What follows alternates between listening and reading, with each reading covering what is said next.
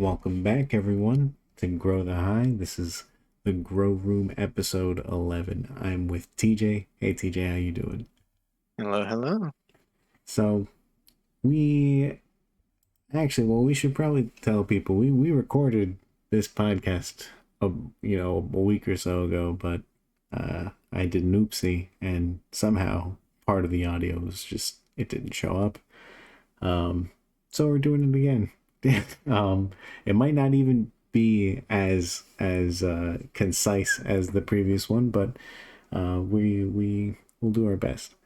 Um, so I think we should pretty much start with the last meeting that took place, which was March 18th. We watched the meeting. We listened to the public comments. One of the things I remember that came up was this talk of the hemp. Now there's a couple angles of this actually. One, there's this angle of this hemp manufacturers using hemp derived cannabinoids as ingredients without proper licensing. Um, that was something that some of the public commenters bring up. First, what are your thoughts on that, TJ? Do you see this as something that might affect the public cannabis market? I do. I mean, there's a few ways I see it affecting the public cannabis market. Profits obviously might fluctuate a bit. I'd imagine there are quite a few people, that prefer going to the hemp-derived THC these days. Each person smoking has their own reason this way and that. Um, but the other thing is like there's not as many like regulations on like hemp, so it kind of like floods the market in a way because like not only will you have like the New Jersey growers, but I mean we already have from out of state a ton flooded in. I'm wondering, do people once they try the hemp market tend to want to stay there, like the THCA stuff or the just because maybe there's a stigma because and that's why they're not trying it versus those who do try it. Maybe they, what do you think? Do you think maybe they Um, like it and so they they stay? yeah, I mean there's like I said, everyone has their own reasons. So I think certain people, it's not as intense. Certain things, it's a little bit less intense than regular cannabis.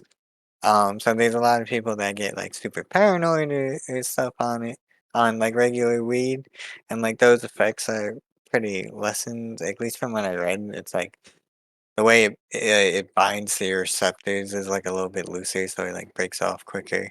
So Um, so I mean, to the consumer, this is just choice, right? yeah, Yeah.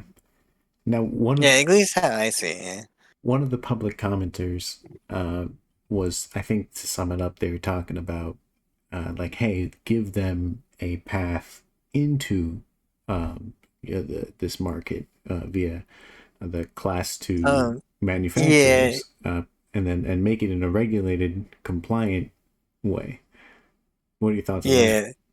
Well, so right now it's kind of a weird situation because like we do have like the right now the hemp ban that's in limbo. Yeah, Um, I remember that. and so we're selling hemp products, So but like he not signed a New bill, right? Jersey.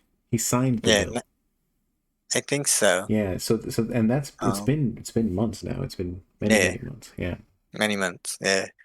Um, so like right now you can get hemp, uh, but you can't get it from New Jersey businesses. And right, So so very, very is that the similarly, workation? Is yeah, that the loophole that that people are that's why they're exploiting? pushing for the I CRC is see. right now, just like a lot of the, CRC businesses that don't have like a place or, are waiting for approvals over these months, they're in a very similar position now because they exist with all this product and they can't do anything.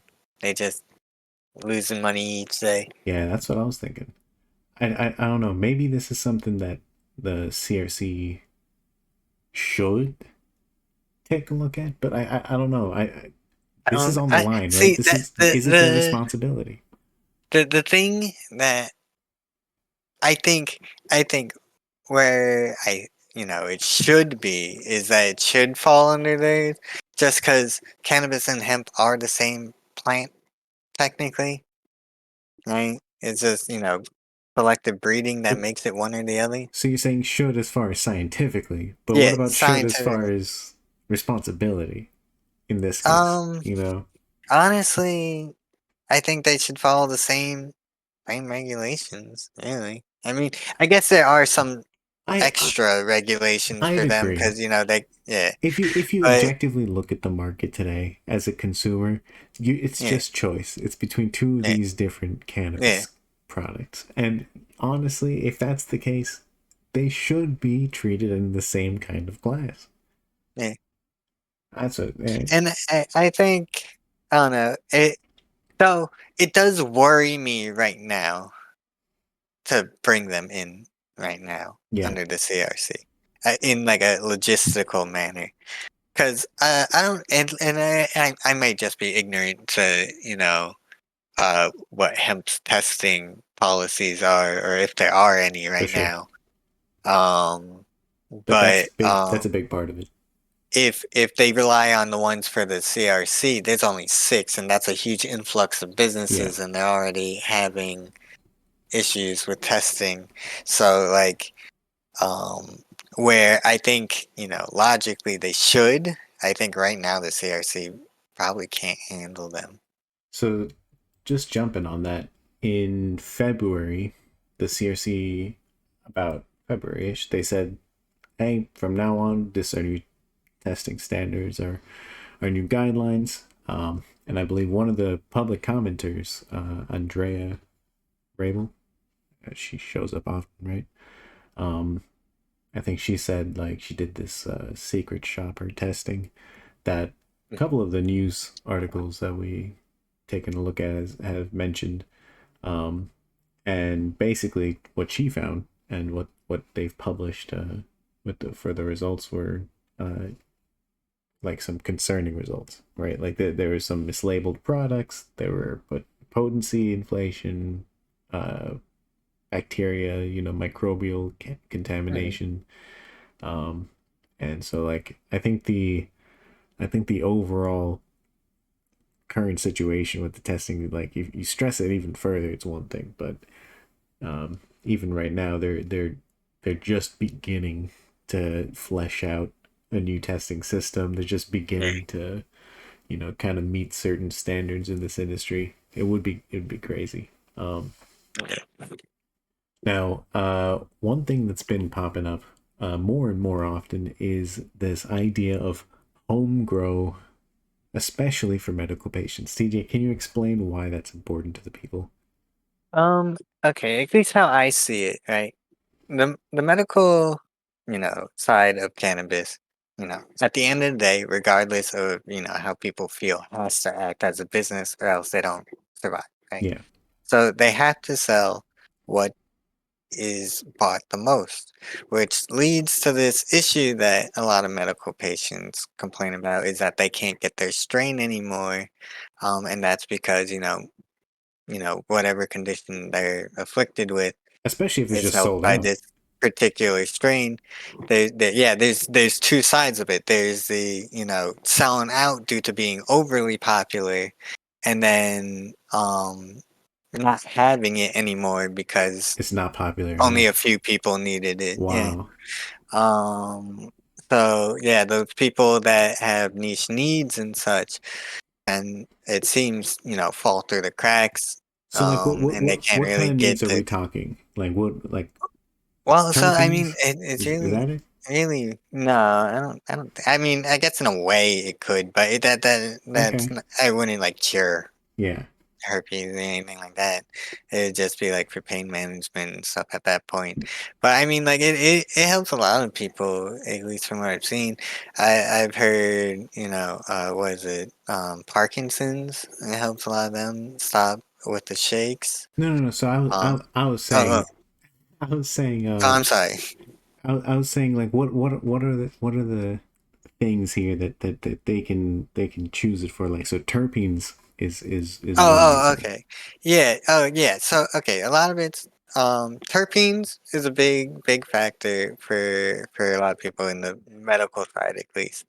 Um, I'm just thinking, uh, like, way if a lot of people are, trying to get the same product, they're not getting it, right? To yeah, me, that's a big deal, especially if like one main product is in constant demand, even if it's just out of stock even once, that's a big deal. yeah, So yeah.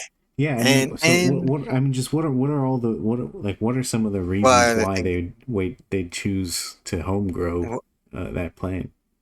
Oh, yeah, yeah. So, I mean, one, having reliable strain. A lot of people, I've noticed, at least like on the medical side, a lot of them are like fixated on one strain for one reason or another. Like, for example, my stepmom, she always brings up green crack as a strain because it really helps her with her stomach. Right. Um, and I've seen a lot of people, get even in the hemp world, they find a strain and they'll go to that one over and over again, and maybe every now and then branch out to something else, but they'll come back to that one and be like, "Nah, it's just not the same." So personal feel for the plant, the terpene composition is part of that. Certain things like depending on what ailment you are, terpenes as well. Like, but there's also things like flavor. Some people don't like the smell of certain strains. Some of them, don't smell weedy as the others. Um, but even that, at this point, especially being a medical patient and hearing about like these compromises in the quality and, Yeah. the exposure, you'd want it for your own protection just so I mean, you what's don't get sick. we've talked a bit about the experience a medical patient goes through when they want Mhm, to go to a dispensary. Maybe it's their first time or mhm, whatever. I mean, I understood that a lot of these medical patients have basically had to become a kind of expert on their own. So I mean, if it's come to that point and they are mhm, able to grow it, I mean, you should let them grow it, right? Right now, it's a yeah. felony. Yeah. Um, yeah, I mean, the reasoning I heard in the beginning was because they wanted to get, New Jersey businesses established first. Yeah, But it already seems to me that they're giving up on medical. A lot of medical businesses switched to being hybrid. I think when we checked, I want to say there was only like five or six medical right. strictly businesses left. And Um, so we know that the medical patients, I think it's what, so like they're transitioning just as to regular adult to use. be able to sell, yeah, recreational Yeah. as well. Wow. I figured that the medical side needs more attention, but I didn't think it was that bad because normally it'd be like, okay, the medical you get cheaper prices. I know how other Yeah, states generally operate. It's you get very cheap for medical. I mean, from what we're understanding here, I mean, we've taken a look at some of the prices. They're not like too far off. They're fairly similar prices, right? yeah, That's kind of scary. Um, yeah. It's pretty. Uh, though I wonder if that's like, wait, you can't get your weed covered by I insurance, right? I heard not only that, I heard that the recreational taxes are applied on the medical cannabis too. In the sense Interesting. that it might That, even that, that- affect how I much guess that they makes cost. sense because I was literally as you were talking, I was thinking like I haven't heard any news on the medical side for like regulation changes or anything in like a long time. Yeah. Speaking on that, Um, there's there's this like we were just talking about this homegrow. There's a push now in the political sphere from mhm. Democrats and Republicans for the upcoming governors and Senate's seats where there's a lot of support for homegrow, especially for the medical patients. It's promising, and a bill has been uh, uh, created and is now being seen through. Um, and if we get the votes, we might be able to see homegrow soon. Yeah. Oh, that would be lovely. Even if they let me, is it only for medical or? So right now, the bill would allow registered medical patients to maintain a small garden. Um, Oh, Yeah, and I wonder. So let's think about that for a second. If currently it's a felony right now, no medical patient is growing, as far as we know. yeah. Suddenly, how quickly can a medical patient acquire what they need to grow for themselves and start growing? Well, Okay. so like, what do they need? Like the seeds, the Right. equipment? So okay. So bare minimum, Yeah. what you need. Okay. And it depends on if you're growing indoor and outdoor. Because if you're growing outdoor, realistically, you only need a spot, some dirt, water it, and I like that. you get some soil. Can you And, you know, imagine openly growing your cannabis outdoor, not yeah, being afraid? yeah, But let's continue. um, What? Yeah. yeah. So say So that. Yeah. realistically, that I mean, you'll need like nutrients and stuff. Um, so I always recommend doing pots, because you have a little bit more control and like sometimes when you grow just like in your backyard, you have to do a couple cycles before the Do you have to the sweep for soil's good. insects? Um, yeah, kind of. Not really like sweep. Not a lot of things. Cannabis isn't very nutritious, so Okay. not a lot of things go for it. You do have to watch for some insects like aphids and stuff. Um, I'd imagine the deer probably would mess with you if you're in a highly like deer populating. So like around me, they What if probably you're you're not a green thumbed person? What's a low maintenance you can get something for yourself? You just needed that strain. um. I mean, like having like just like a pot closet or in like a basement Yeah. and a light. You could do. Um, I mean, realistically, if you did soil, the soil has the nutrients. You might need to, do some things. It probably wouldn't be the best quality, doing it so bare bones, but realistically, you could as long as you keep conditions right. And it keeping conditions and monitoring them is like easy. You get thermostat to check humidity and temperature. You a lot of times you can get that in one device now. So, So it's not too hard for medical patients it, the moment it if this yeah. drops for them to Real, start something. realistically, like it's not hard to do. It Yeah. every now and then, even the best people they fail because it's there's a ton of factors, but like to start learning how to do it, um, not super difficult. Especially like these days, there's quite a few um growers on YouTube and such. And they do a lot of them do a really good job with explaining in a pretty understandable format. So now they didn't explicitly mention any of this anywhere as far as I read, but What are your thoughts on if they opened Homegrow to non-medical patients? I'm Is totally that for it. okay? I I think realistically, it's not going to affect the markets as much as they think.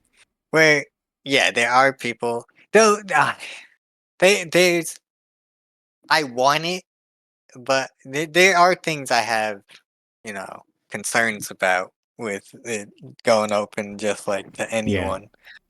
Um, where like in a perfect world, yeah, I'd love it. The people who want it for themselves would grow it for themselves.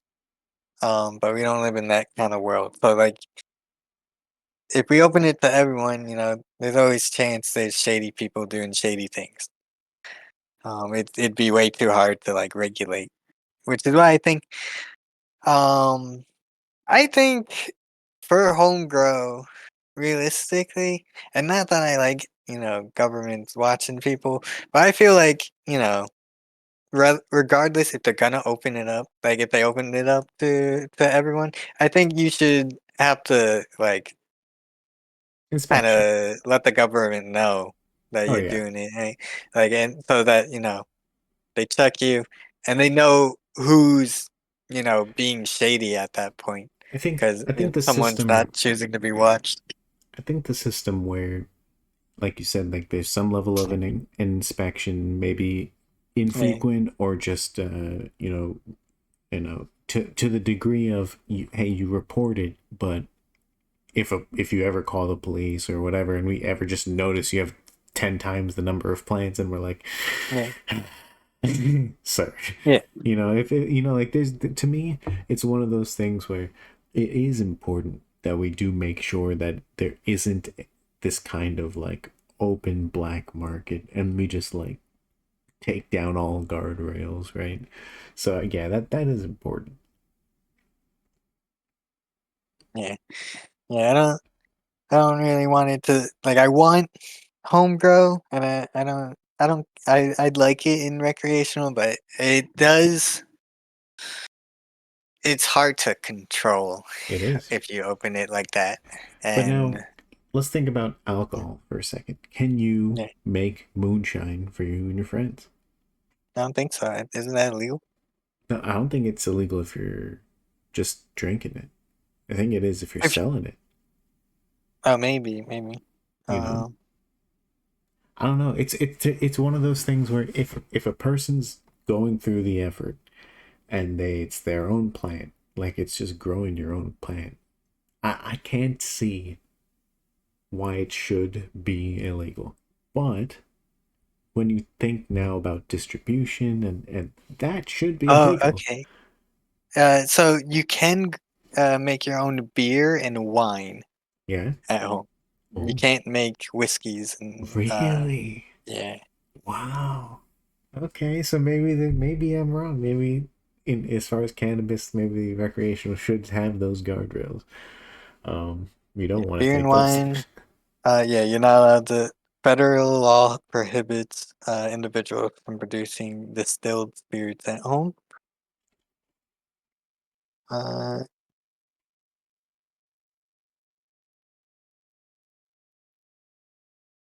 oh, apparently some states you can.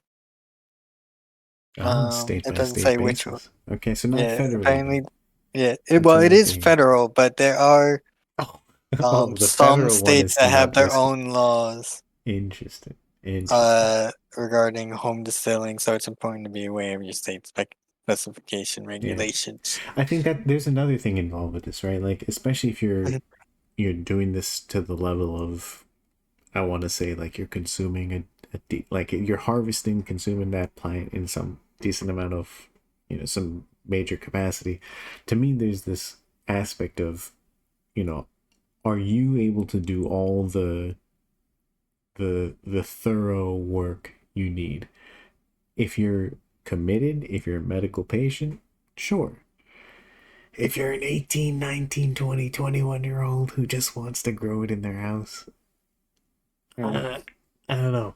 And you start doing that en masse, I start to get worried for this population. yeah, Um, everything from just, them doing it, safely all the way to, mold and that just bad practices. Yeah. I can't imagine the people like I've seen the young guns in New Jersey. I'm not impressed. Yeah, sometimes they scare the shit They're out of me. kind of What their crazy. will? Yeah. I've seen cars go flying. Like, have you seen cars fly? Only in No, New I Jersey. haven't seen it. I mean, I've seen some crazy things You this you year. tend to see it Uh, after they've crashed. yeah. I've seen definitely a lot of car crashes in my day, especially around me. Um, they uh a lot of people, but I don't know if that's always kids. I mean, a lot of time, Well, you know, unfortunately, I've read too many news stories. yeah, Yeah, tragic. a lot of times it's kids. That's Going rough. going too fast, fly up, and then into someone's house or something. Into someone's house? Man, I think it's like No. people we know of people we know. Like it's not that far from us, TJ. Really? Yeah, it'd be that way. That's crazy. Yeah, we know people who know them. Oh, Yeah, no. that's another thing. Like, I'm not an advocate for, you know, people who want to, drive high or drive drunk or drive, partying Yeah. and going crazy. Like, I've even started telling all my friends if you can and families stop talking on the phone and driving. Because to me, one of the things that is crazy in this world is that you just don't look for 1 second. Like you need 100% of your attention because it's just that one split second when that truck's coming at you sideways that you need to watch out for, and then everything else doesn't matter as much as that one Yeah. second. Yeah. It is crazy how much and people think it's a lot of people I feel like kind of miss a lot of it just by pure chance coincidence, either Yeah, being sheltered and not going out that much or um but like it's all like there's months where it's like almost every day I see one. it's awful um sometimes. yeah. Like the level of damage you'll see to someone or their car, just Yeah. The amount of the head amount on. of upside down cars Oh my I've god. seen this year, I think is double digits. That's crazy. I think it's Which, I don't remember if they're upside down. You're right. I have seen a couple. yeah, we did see that one time when we went to PAX. That one car lit on It fire. was on That's fire. crazy. That's crazy. Yeah. Um, So I mean, so back to the medical stuff for a second, mhm, because what is the current situation for the medical patient, right? It's not great for them, right? In fact, we see them leaving. That is yeah, the situation. They're yeah, yeah, leaving. yeah. And I think they even last time they lost another like close to 20,000 from I think from the time we originally recorded the video Yeah, to seeing the CFE based episode of the yeah, CRC because they were like 80K when I gave my speech, yeah. right? And then that CFE they were at like 66, I think. So if first they have a major problem, medical patients are leaving. They're going to the Yeah. recreational. That is a problem for many reasons. But let's Oh just yeah. start with Yeah. it's a big problem. Yeah. But then on top of this, if from what I understand, one of the major things that New Jersey does stand on is its medical industry for cannabis patients. So Mhm. whether it's attracting people to come to New Jersey, this kind of retirement state, this kind of like settle down state, um, it's I would think that one, the focus being on medical patients, but two, like even the cost of your cannabis being much cheaper. Well, Like, yeah, you know something about that. Realistically, when you think about it, they get weed cheaper, right? But they also have to pay to be a medical patient. It's crazy. So if you think about it big picture wise, they kind of end up paying the same. I think they get screwed, is what I'm They might hearing. actually pay more. Yeah. Yeah, I don't recall how much it costs to It it be it a seems medical like patient. to me Um, then the plan is, can you buy so much cannabis that it by it number makes it value worth it. alone Yeah. becomes worth. Think of the pressure on a standard patient where they're saying, okay, I have to pay a lot to get this for my medical needs. Fine. Then I go, and now here Oh, we see actually, the it's really prices. cheap. Okay, Sorry. good. No, that's good. Yeah, But yeah, it's only $10 for a 2-year registration. okay, good. Yeah, my hope here is that, cannabis. So Oh wait, are you registering? Okay. Okay. Yeah, they're not at least on that end, so they are getting a discount. good. Yeah, I mean the main thing is, as long as the price for the cannabis is at least, I want to say competitive with other states in the medical industry, but I guess, is that even doable anymore? Um, uh, I think the I think the problem with the medical side of cannabis, and it might also attribute to why, some patients are willing to just leave. Um, maybe, maybe we're just seeing the result of like them being too liberal with who gets medical licenses. Um, but it's also I don't know. It's I I can see it being fixed, but it There's so many seems just way problems. too it's too profitable to go recreational with Exactly. so few patients left So that so it's like you'd have to give a reason to be a patient, which could be yeah, Homegrow. yeah. Um, otherwise, and then at that point, you, the ones that come back probably are not coming back To buy to, is to Homegrow. yeah, yeah. So medical, honestly, now thinking about it that way, it might be dead. So I mean, they just had a medical cannabis hearing and the town hall, right? Hmm. And some of the points that they brought up were the high costs for the medical cannabis and provider fees, the CRC's lack of oversight on pricing in the medical cannabis, uh, and the medical cannabis tax rates. They also brought up the fact that patients sometimes pay adult use tax, um, the decreasing quality and availability of specific strains and terpenes. You think? I'm sorry to interrupt, but you Yeah, think that sometimes they get the double tax is because in those hybrid stores they're they the sell because I've hybrids. seen them sell both. Oh So no.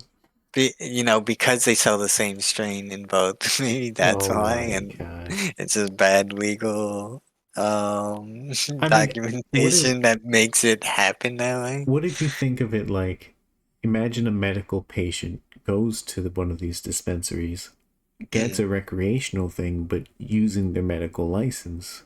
It's just like, what do? You have to do the Mm. adult because that's the product it is. Yeah, and I mean I've heard that complaint before, in that like a lot of medical patients That feel sounds like like they a have a double lot more tax. diversity in the recreational. Yeah. Um, But then you don't so show up with your medical, right? Because like you don't get yeah, those prices. You just get the price yeah, of. So you just show up like a regular person at that point. mm-hmm, yeah, They were saying that like one of the things they want is, state a thorough state reference lab to improve analysis, um, mm-hmm. and like so that you can actually have accurate THC numbers. Um, I can't imagine what these guys have been putting on the labels up until now. Yeah. I wonder, did you happen to see like what percentage of the No. market I think was mislabeled? actually I could probably find that. Because she was just putting out a report.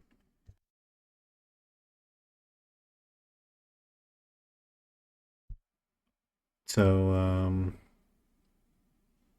in the study, the measured potency fluctuated wildly, but all were beyond the 10% margin. One joint was 17% less potent than advertised. The biggest fluctuation Whoa. the biggest fluctuation saw a joint labeled with a THC of 26.28 with a potency of 13.27. You wanna know what's so funny about this? Yeah, So many people that's a came 50% came to me account. and they were like, I got, a joint and they said it was like 40%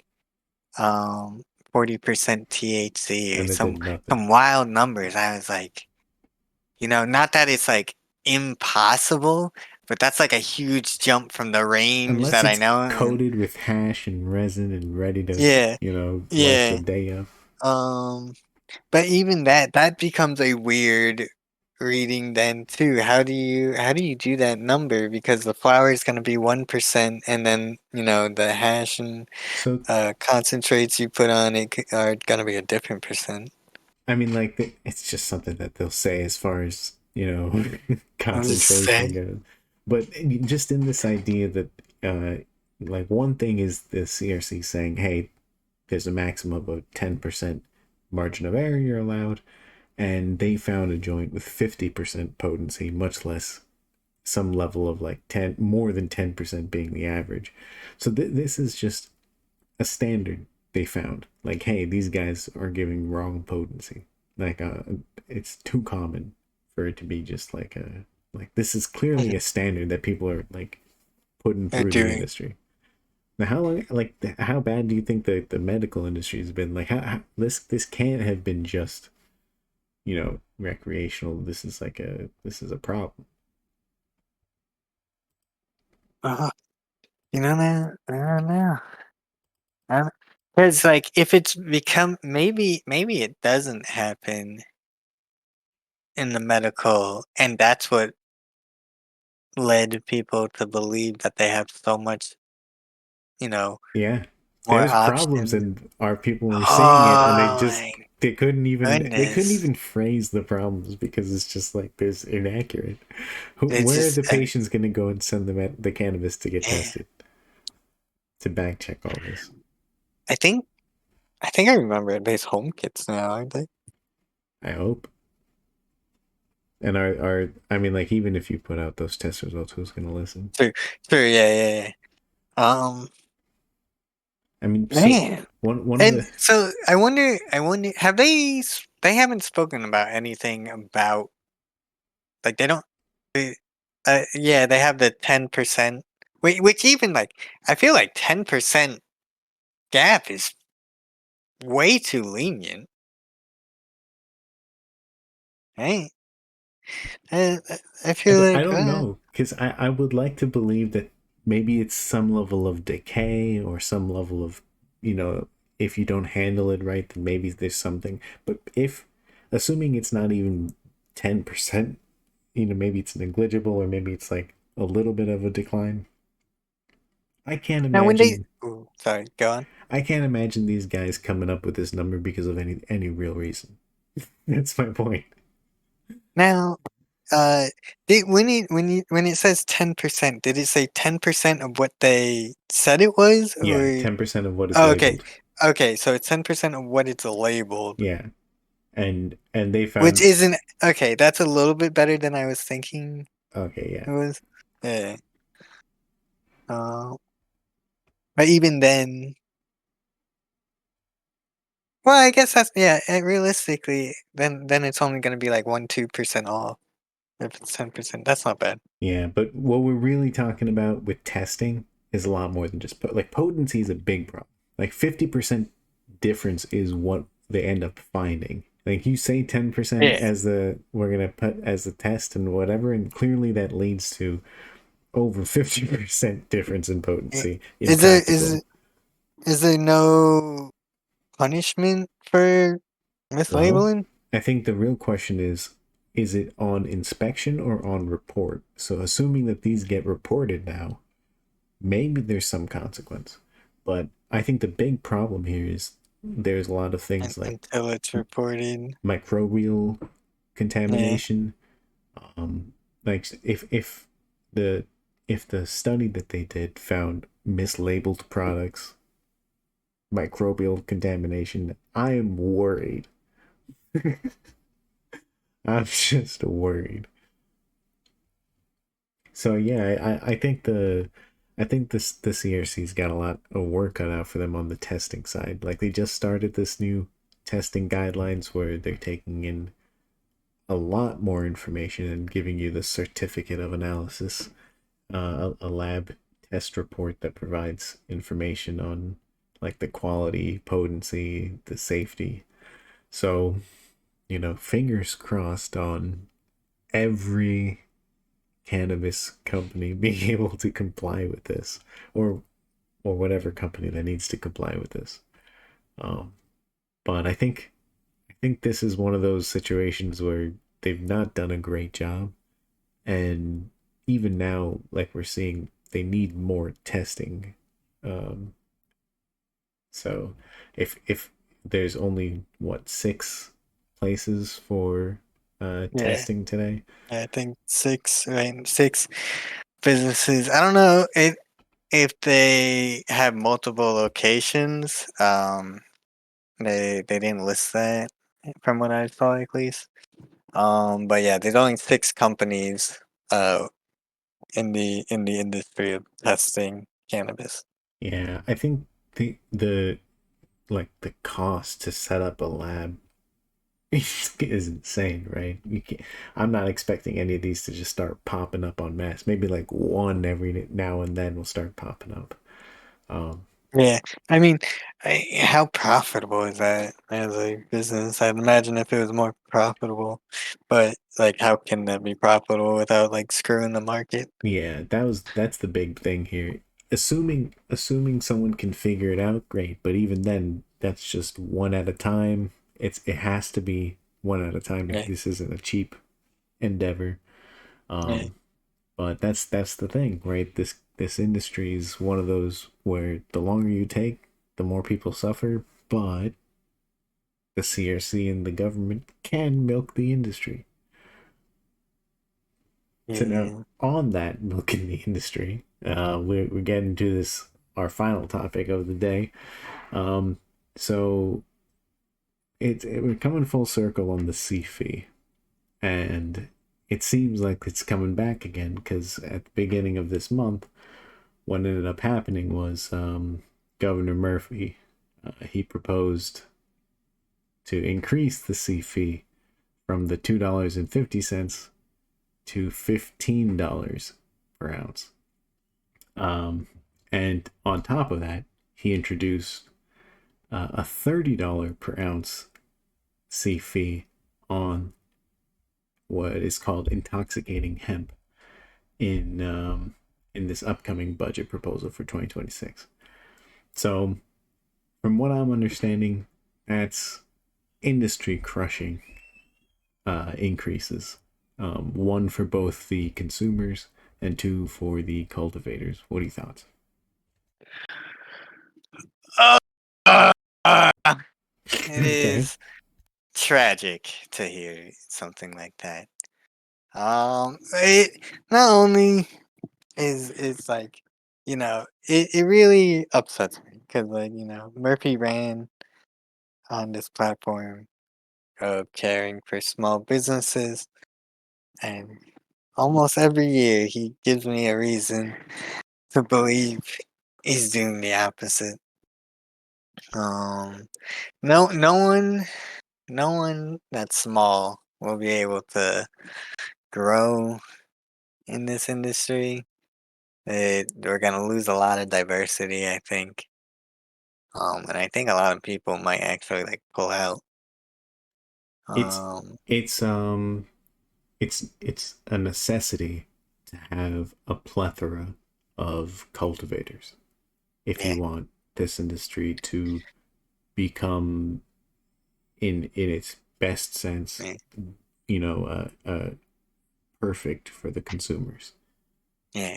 Even on like a biological level, like you need biodiversity, or else like some blight happens Yeah, to yeah. whatever conglomerate is in charge of it, A and third of cannabis gone. yeah, Boom. gone, You need prices up. and they got a reason to charge you triple the price.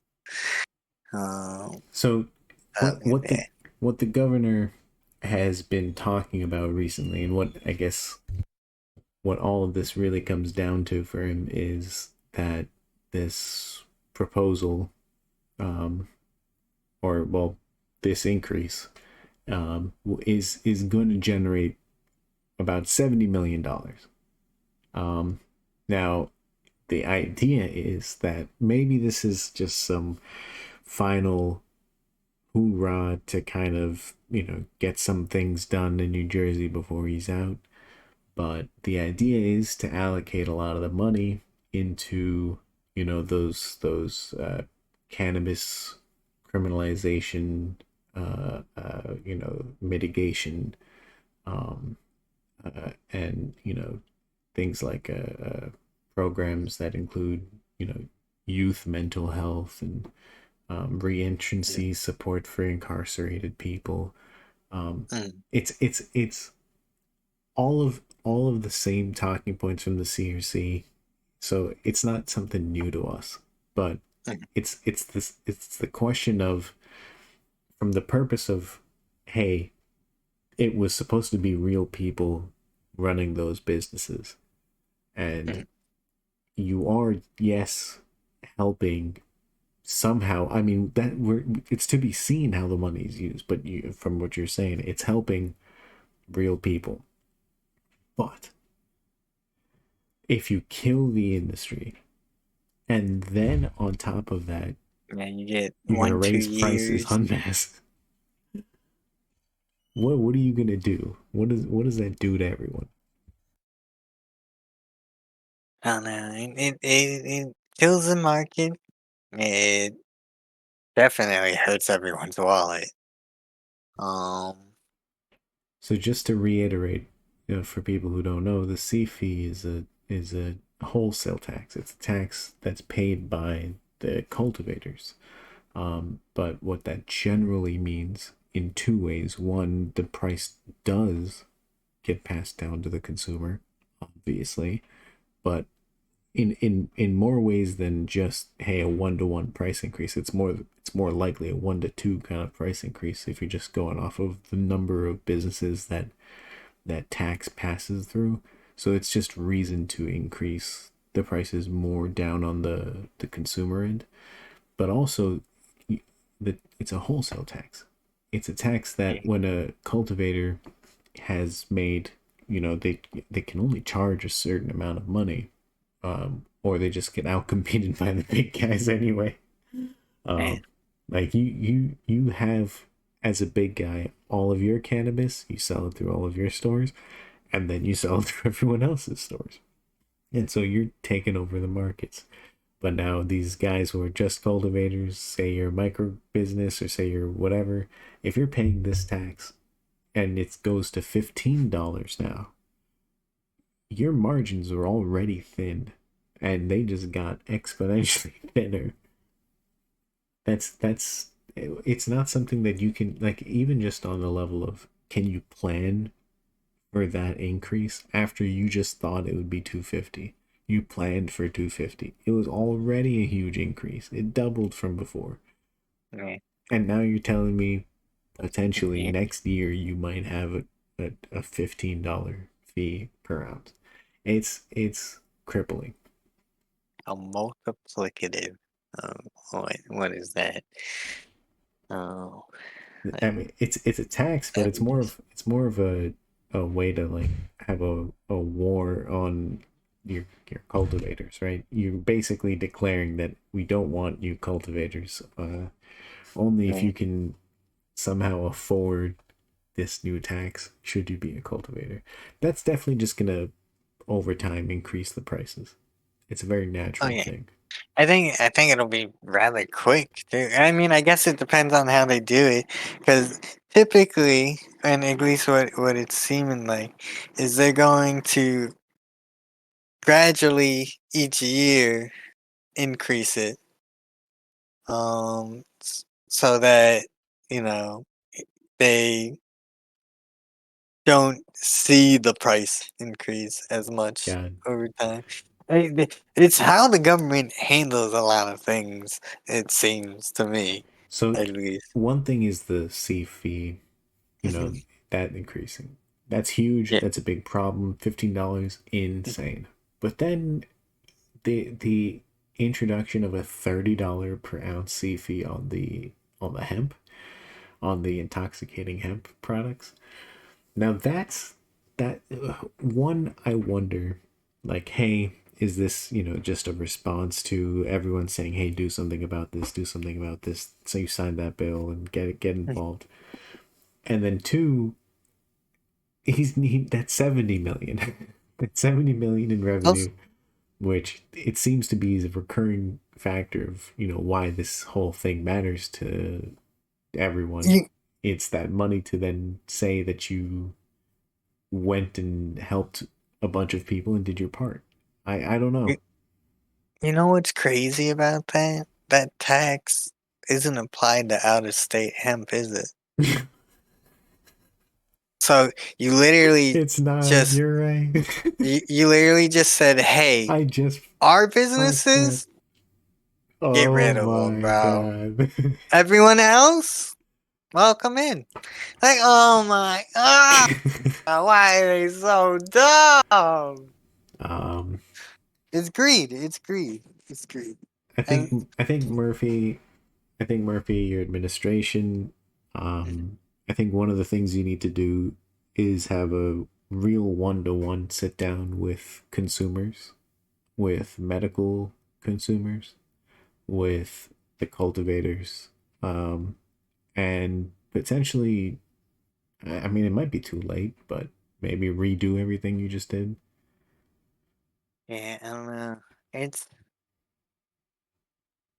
it is so demoralizing, and I couldn't imagine for the people who took the risk and put like their entire existence on the line, Oh my god, those cult and to just be those hit with cultivators this. are actual heroes, and then to think that they got treated like this, where they're now in You wanna know limbo. what's really,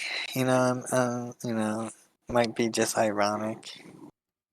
They did Breakwater, just tell me. approve of, a couple hundred cultivators. Okay, yeah.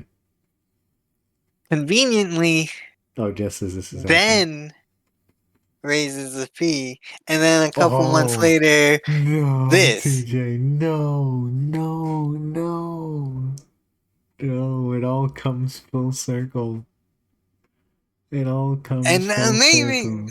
maybe I'm a crazy person. No, you're not. Maybe I'm a crazy You're person. not. But it's just, If you want to it's sell, you have to so pay the fees. weird. The timing, the timing, the timing to me, it's like, Imagine this. I Imagine they can't, could have I been. feel like a crazy person connecting Imagine they. dots in my basement. Imagine they could have been selling Mhm, at when the C fee was like $1.20. mhm.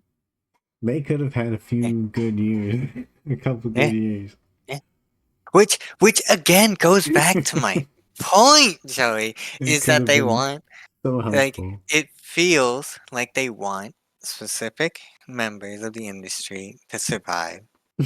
They got the time period to grow, and now growth is limited, if not put to a halt. So, I mean, For any new members. Oh, not to be a conspiracy theorist, but yeah. we do know from, say, the last meeting where one of the members, I think the new one that just joined, they got a new member, a board member. But we learned that they often may have entanglements with some of the businesses that are going through, just by nature of them having to recuse themselves to step out from any vote during that business's vote for a license. So we do know that there can be maybe, profit based connections and relationships between some of these commissioners and businesses, right? We don't know what the connection is, but if it's enough to recuse yourself, that tells me there's a relationship there. And if the business succeeds, in my opinion, that means it's some level of a monetary relationship just by nature of that business can succeed. Um, I have to wonder, does Mhm. does the CRC have too much power?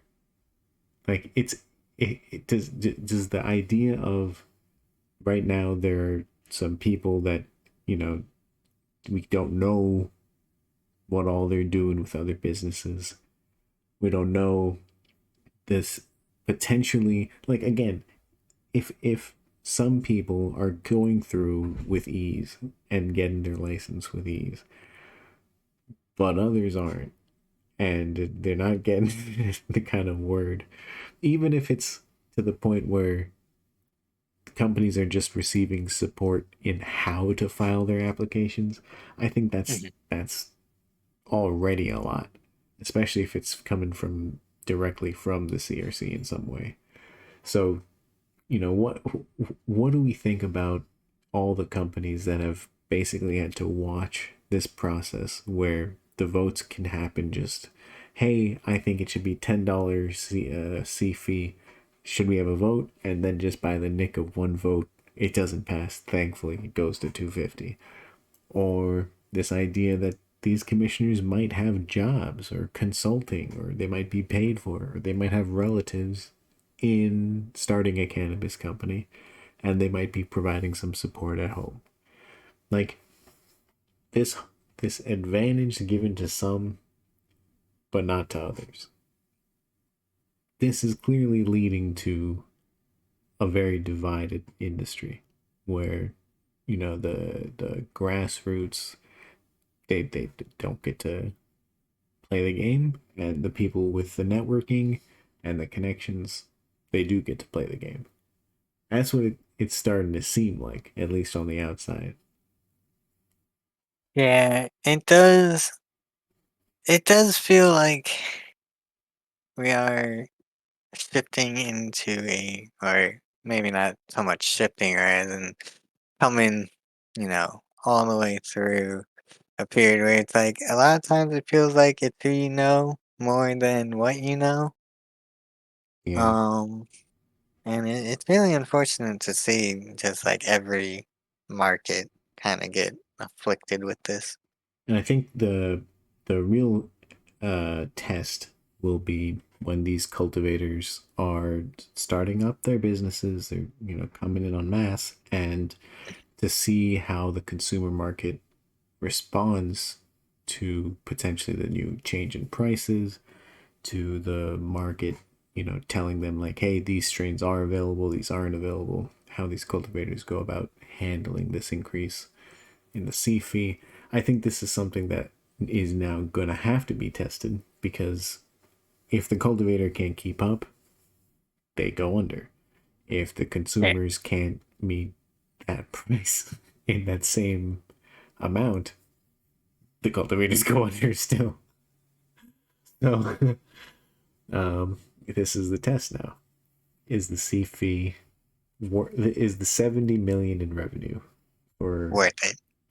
potentially $1 billion industry plus growing, is that going to cripple that $1 billion industry? And then on top Yeah. of this $30 per ounce C fee on the hemp, Yeah.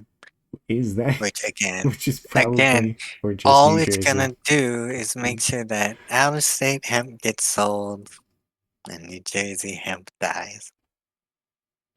He says ugh, that's so gross when you think about it. And then Now, what does um, this say, just to add on to that, what does this say about the potential for, if all these cultivators do come online, mm, the capacity for testing? Is there some bottleneck there? oh, 100%. Yeah. How are these 6 agencies, and like I said, they just approved of like I wanna say it was like close to 200 cultivators And it's new Maybe they can. guidelines too, new testing guidelines to Yeah. start Um. implementing. So everyone needs to get on the new track, as well as like what, triple, quadruple the amount of work they have. It is scary, and hopefully, you know, We see more labs. we see more labs. They have the maybe it's not as bad as I think, and they all have like a ton of locations. Nah, I think it's worse than Um, you think. Joey, I think I need a little bit of hope. I I need a think little bit of hope. I think if the way they've had it till now with a certain number of cultivators and they've gotten that level of, mislabeled product, then what is it gonna do when you double or triple the number of cultivators? You know? Yeah, it's really disappointing to to see so much, so much Mm, gone. yeah, it's a waste. That's really what we're seeing here. Yeah, Um, we I like think I think so we much potential. yeah, I think we want to see the CRC take, all of the advice from, what we've said, from what people have been saying, Yeah, but particularly in making sure that these testing mishaps don't keep yeah, continuing en masse, or like just it being a norm across yeah. the available product.